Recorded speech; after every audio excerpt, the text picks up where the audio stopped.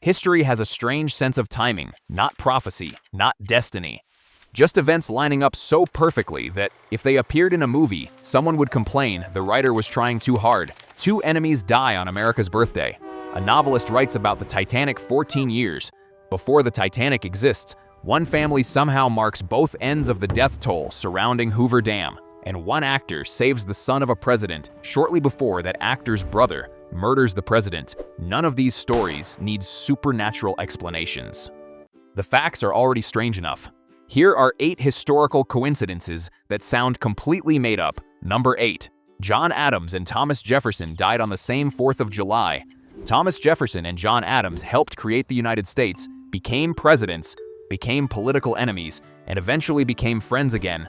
Their relationship lasted half a century. So did the final coincidence.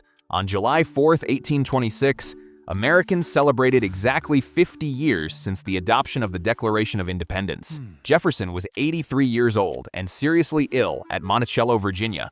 John Adams was 90 hundreds of miles away in Massachusetts. Neither man would see July 5. Jefferson died around midday. Adams survived several more hours.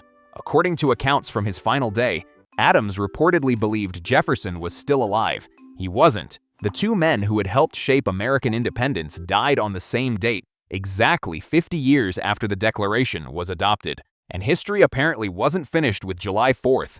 5 years later, on July 4th, 1831, another former president died, James Monroe. 3 of America's first 5 presidents died on Independence Day. The first 2 did it together. Sometimes symbolism requires no editor. Number 7.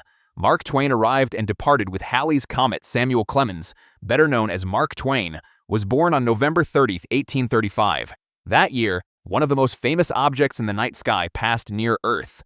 Halley's Comet. The comet returns roughly once every 75 or 76 years, which means most humans throughout history never had the opportunity to see it twice. Twain noticed the connection. By 1909, he was 73 years old, and astronomers knew Halley's Comet was returning. Twain made an unusually specific prediction. He had entered the world with the comet, he said, and expected to leave with it. He even joked that it would be the greatest disappointment of his life if that did not happen. The comet reached perihelion, its closest point to the sun. On April 20, 1910, Mark Twain died the following day. April 21, he was 74. Twain spent a career creating stories built around absurdity, human behavior, and cosmic irony. His final coincidence required no writing at all. The comet handled the ending. Number 6. One Booth saved a Lincoln before another Booth killed one. The Booth family was already famous before the assassination of Abraham Lincoln. John Wilkes Booth was an actor. So was his older brother Edwin Booth, who was actually one of the most celebrated American stage performers of the 19th century. Sometime in late 1863 or early 1864, Edwin was standing at a crowded railroad platform in Jersey City, New Jersey. A young man nearby was pushed toward the edge. As a train began moving, the man lost his footing and fell into the dangerous gap between the platform and the rail car. Edwin Booth grabbed him by his coat collar and pulled him back to safety. The rescued man's name was Robert Todd Lincoln, Abraham Lincoln's eldest son. Robert recognized Edwin immediately because Booth was a famous actor. Edwin apparently did not realize who he had saved until later. Then came April 14, 1865. Abraham Lincoln attended a performance at Ford's Theater in Washington. During the play, John Wilkes Booth entered the presidential box and shot him. The president died the following morning.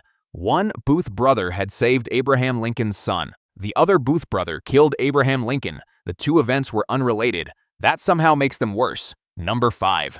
A novel described a Titanic-like disaster 14 years early. In 1898, American writer Morgan Robertson published a novella called Futility. Its fictional ship was named the Titan. The Titan was enormous. It was considered practically unsinkable. It crossed the North Atlantic. It carried wealthy passengers, and it did not have enough lifeboats for everyone aboard. Then, during an April voyage, the Titan struck an iceberg in the North Atlantic and sank with catastrophic loss of life. 14 years later, RMS Titanic left Southampton on her maiden voyage.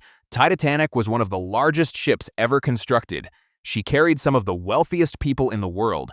She also carried lifeboat capacity for only a fraction of the people aboard. On the night of April 14, 1912, Titanic struck an iceberg in the North Atlantic. Early the next morning, she disappeared beneath the water. The similarities became famous almost immediately. There were differences. Robertson did not magically predict Titanic's exact specifications, and later editions of his story helped blur some of the details. But the core comparison existed in the original work: a huge supposedly safe ocean liner, Titan, an April iceberg collision, the North Atlantic, too few lifeboats, mass death. Robertson denied having supernatural powers. He had experience with ships and understood where ocean travel technology was heading. Apparently that was enough. Sometimes knowing an industry extremely well looks suspiciously like seeing the future. Number 4. Violet Jessop survived disasters aboard all 3 Olympic-class sister ships. Working at sea in the early 20th century carried obvious risks. Violet Jessop managed to collect almost all of them. Jessop worked aboard RMS Olympic, the first of White Star Line's 3 giant Olympic-class liners. In September 1911, Olympic collided with the British warship HMS Hawke. The collision damaged the ship badly. Jessop survived. She kept working at sea. That decision placed her aboard Olympic's younger sister during its maiden voyage in April 1912. That ship was Titanic. When Titanic struck an iceberg and sank, Jessop escaped in a lifeboat. More than 1,500 other people did not. For most people, surviving Titanic would have permanently ended any interest in ocean travel. Violet Jessop returned to work. During the First World War, she served aboard the 3rd Olympic-class sister ship, Britannic, which had been converted into a hospital ship. On November 21, 1916, Britannic struck a mine in the Aegean Sea. The ship sank in less than an hour. Jessop escaped again. She reportedly had to jump from a lifeboat as it was drawn toward Britannic's still-turning propellers. Olympic collision. Titanic sinking. Britannic sinking. Same class of ships. Same woman, still alive. And after all of that, Violet Jessop continued working aboard ships for decades. At that point, the ocean had made its position clear. She simply declined to accept it. Number 3. Hoover Dam's first and last recorded fatalities were father and son. Before Hoover Dam existed, engineers had to survey the Black Canyon region and determine where the enormous project could actually be built. In 1922, surveyor John Gregory Tierney was working in the area. He fell into the Colorado River and drowned. He became associated with the first fatality connected to the Hoover Dam project. More than a decade passed. Construction transformed the canyon. Thousands of men worked in extreme heat, on cliffs, inside tunnels, and around heavy equipment. According to the National Park Service, 96 men died during construction work on Hoover Dam. Then came the final recorded construction fatality in 1935. The worker was Patrick Tierney, John Tierney's son. The son of the man associated with the project's first death became the man associated with its last. The project stretched across years. Thousands of workers passed through it. Yet its human death toll was effectively bookended by one family. Engineers built a wall across the Colorado River. History added symmetry. Number 2. The first and last British soldiers killed in World War I ended up only yards apart. On August 21, 1914, Private John Parr of the Middlesex Regiment was killed near Mons, Belgium. He is generally regarded as the first British soldier killed by enemy action during the First World War. More than 4 years followed. Trenches crossed Europe. Empires collapsed. Millions died. Then came November 11, 1918. The armistice had already been signed. The fighting was scheduled to stop at 11 o'clock that morning.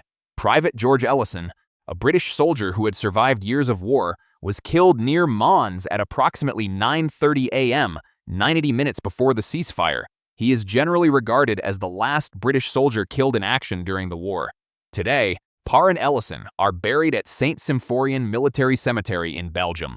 Their graves sit about 7 yards apart. That arrangement was not deliberately designed as a memorial trick. Their historical status as the first and last British combat deaths was not known when the cemetery was originally organized. A little farther away lies Canadian Private George Lawrence Price. He was shot at 10:58 a.m. 2 minutes before the armistice began. He is generally recognized as the last Canadian and last Commonwealth soldier killed during the war. 4 years of industrialized slaughter began and ended in almost the same patch of Belgium. The graves finished the sentence. Number 1. Tsutomu Yamaguchi survived Hiroshima, went home and experienced Nagasaki. On August 6, 1945, 30-year-old engineer Tsutomu Yamaguchi was in Hiroshima on business. He worked for Mitsubishi Heavy Industries and was preparing to return home. Then, at 8:15 in the morning, an American B-29 dropped an atomic bomb over the city. Yamaguchi was roughly 3 kilometers from the hypocenter. The flash burned him. The blast ruptured his eardrums. He survived the night in Hiroshima. Then he did something that seems almost impossible when placed beside what happened next. He went home. His home was Nagasaki. Despite his injuries, Yamaguchi returned to work and reported to Mitsubishi on August 9th. He attempted to explain to his supervisor that a single bomb had destroyed Hiroshima. While he was describing what he had witnessed, another atomic bomb exploded. This one over Nagasaki. 3 days after surviving the world's first wartime atomic bombing, Yamaguchi experienced the second. He survived again. Other people are believed to have been present in both cities during the attacks, but Yamaguchi eventually became the person formally recognized by the Japanese government as a survivor of both bombings. He lived until 2010. He was 93. 2 nuclear weapons have been used against cities in warfare. One man was caught in both attacks and walked away from both. There is coincidence. Then there is statistical cruelty. History rarely announces these moments while they are happening. Edwin Booth could not know what his brother would do. Morgan Robertson could not know Titanic would exist. John Parr could not know that another British soldier would die near Mons 4 years later and eventually be buried only yards away. Mark Twain did know his comet was coming back. He simply had no reasonable way of knowing his joke would become accurate. That is what makes historical coincidence so unsettling. We normally see history as cause and effect. One event creates another. An assassination causes a crisis. A battle changes a border. A decision destroys an empire. Coincidences are different. There is no mechanism connecting the events, no secret plan, no invisible hand required. 2 timelines simply collide. For one brief moment, history stops looking organized and starts looking made up.